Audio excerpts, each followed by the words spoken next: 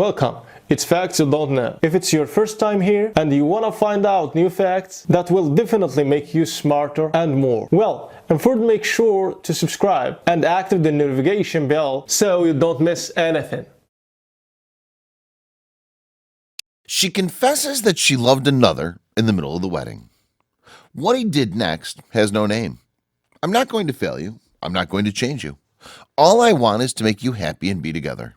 It's a promise of love, the kind you make when you feel that the right person has come into your life. That special being that makes you feel the same way, with whom you can feel safe, someone who deserves your trust, your respect, and admiration. When I was a kid, I didn't see my parents during the day. I knew they were working, and in the evening they would arrive tired and I couldn't fully enjoy them. But there were those moments, very short, but they were special moments. They took the trouble to come to my bed.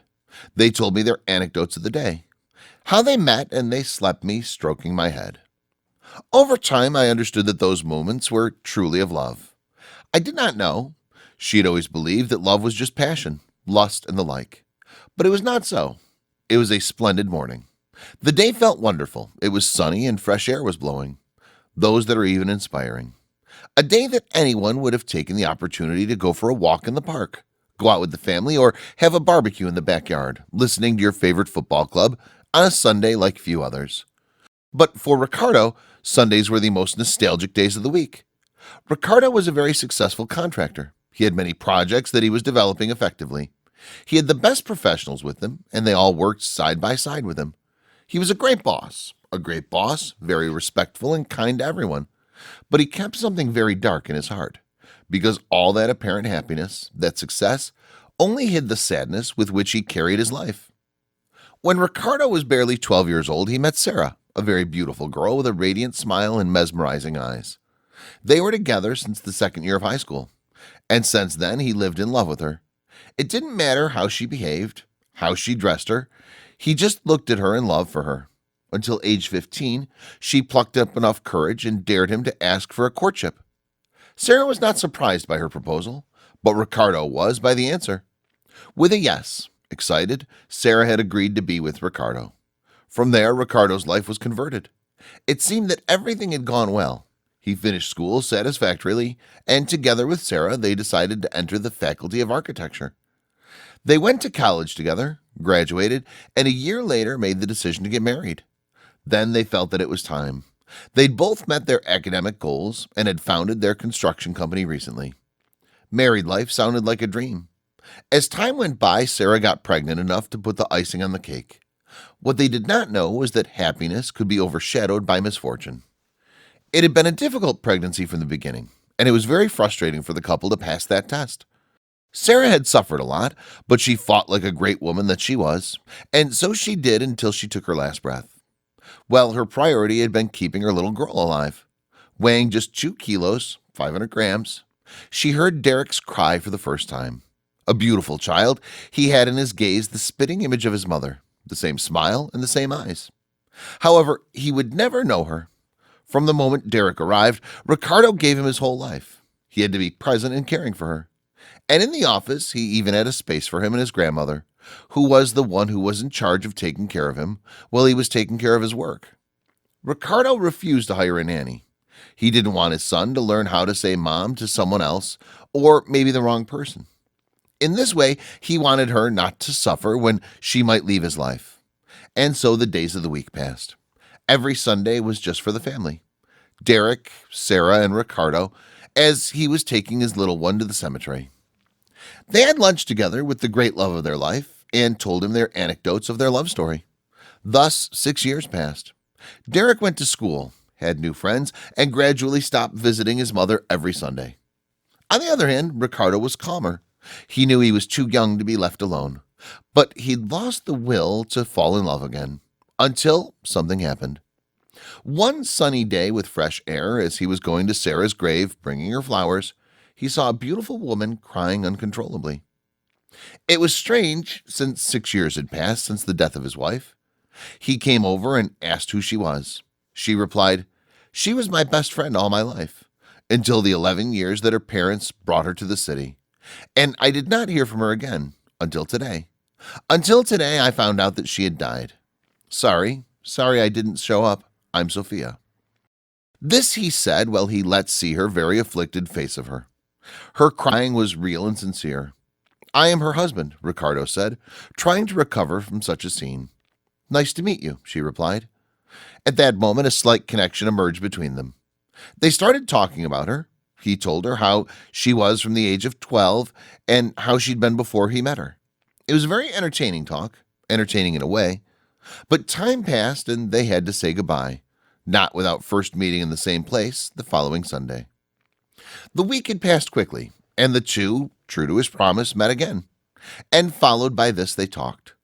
Little by little, those dates changed the scene. They began to send text messages, and thus over time they ended up falling in love. They couldn't fight their feelings until it was too late. They wanted to avoid it in memory of Sarah, but the love that existed between the two, or what had grown between them, was greater. Ricardo then made the decision to give that romance a chance. He'd spoken it out of respect with his parents, and even with Sarah's parents, and they had no choice but to accept.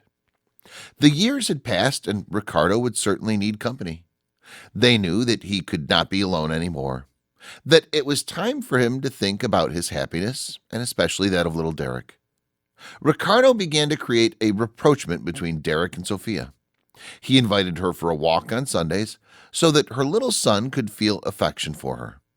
It was very difficult at first, as Derek had never seen his father with a woman. And later he began to feel jealous. For Sophia, it had been very difficult to win the little boy's heart. Every attempt she made to get closer was a failure. Even so, she never gave up. She learned to watch Derek, placing even more importance on him than on her own partner. She then adopted the role of mother and learned to be one with the child who could not say mother. With patience and love, little by little, she won his affection. And the day before, without her expecting it, Derek told her, "Mommy, don't forget to go to school for me because my dad is very from Moron." The phrase that had come so naturally from the voice of that little boy that he made Sophia cry with happiness. It really was an achievement, after almost 2 years of fighting, to get a place in Derek's little heart. She'd done it. And although she did not intend to take the place of his mother, but to enlarge this space that already existed in the boy's feelings, it really was a big step. Thus, 5 months later, Ricardo and Sophia made the decision to marry, and the bond between her and Derek had grown so much that they'd even kept secrets, and complicities had grown between the two. They were so good that Ricardo still thought that Sophia had to work hard to make Derek love her, until the wedding day came. Everything seemed to point out that Sophia was the exemplary woman, an ideal mother and therefore a good wife. But no one could imagine that she was about to confess. The day came. She'd put on a beautiful white dress. The guests were excited and looked with great happiness as she entered the altar, and when she arrived, Ricardo said to her, "You look beautiful, my love." He looked into her eyes and whispered, "I love you." The priest gave the words and the ceremony began. You could see Ricardo in love. The happy guests, some crying because they knew how difficult it had been for them to get to that moment. No one could even imagine what she was about to reveal in the middle of the wedding. The priest took the hands of both and said to them, "That your vows of love and that the promises that will last for all your lives, like marriage, are given." It was Ricardo's turn. As expected, he poured out his heart to a beautiful Sophia, who was waiting her moment to speak. When Ricardo finished speaking, the emotion of the attendees had reached its limit, which many began to sob. Then the priest pronounced, "It's your turn, Sophia." She then, excited, mentioned to meeting Ricardo had been the best thing that could have happened to her, that she had never been able to imagine the most beautiful days of her, and that she was now living there with him.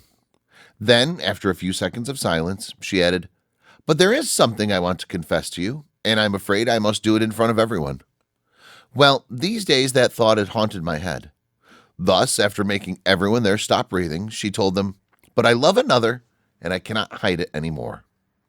For everyone hearing this was quickly stunned and confused, and even the priest, who drank water, fearing the worst.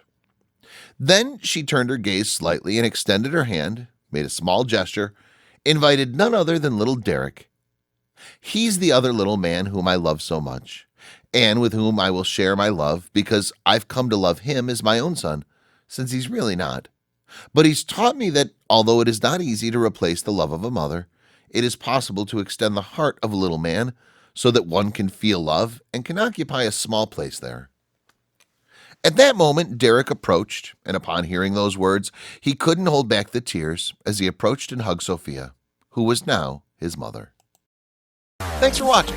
Please like and share the video in social networks. We'll be right back to you as fast as we can.